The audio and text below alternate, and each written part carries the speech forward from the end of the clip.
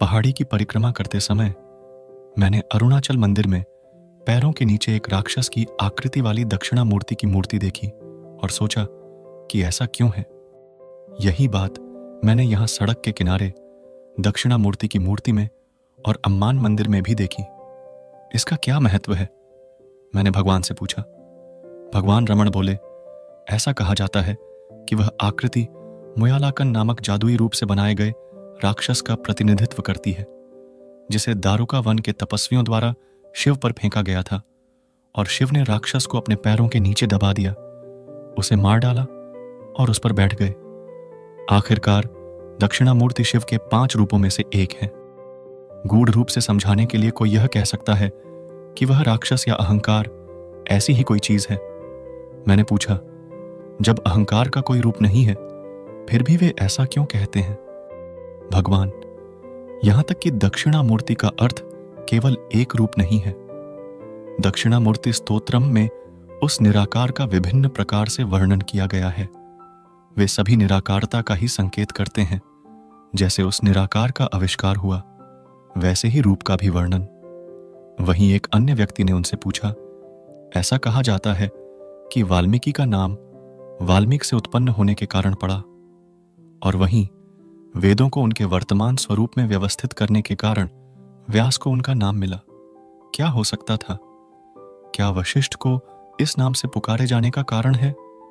भगवान बोले, वशिष्ठ का अर्थ है वह व्यक्ति जो जानता है कि सर्वोत्तम विशिष्ट क्या है। भक्त ने पूछा, भगवान, अरुणाचल पंचरत्नम के 5वें श्लोक के अंत में आने वाले पस्या सर्वम तव कृतिताय सततम शब्दों का क्या अर्थ है? भगवान रमण बोले, इसका अर्थ है हर चीज को अपने स्वरूप के रूप में देखना।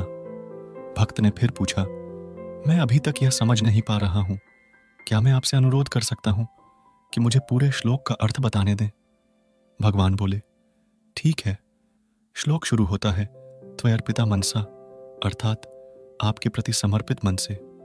पस्या सर्वम तव कृतितया सततम, अर्थात प्रत्येक वस्तु को अपना ही स्वरूप देखना।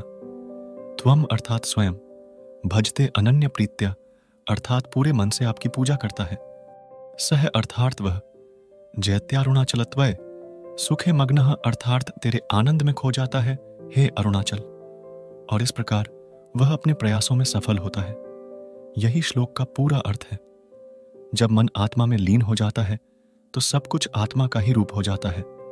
चूंकि सभी स्थानों पर उसका अपना स्वरूप सर्वव्यापी है, वह स्वयं की ही पूजा करता है। वह जो अपना मन आपको समर्पित करता है और आपको देखकर ब्रह्मांड को हमेशा अपनी आकृति के रूप में देखता है, वह जो हर समय होता है, तेरी महिमा करता है और तुझसे प्रेम करता है, स्वयं के अलावा और कोई नहीं। वह बिना प्रतिद्वंद्वी के स्वामी है। तुम्हारे साथ एक होना हे अरुणाचल, और मैं तेरे आनंद में ही खो गया। तो दोस्तों, यही दक्षिणामूर्ति का असली अर्थ है। यह लिया गया है अरुणाचल पंचरत्न का श्लोक नंबर 5 से।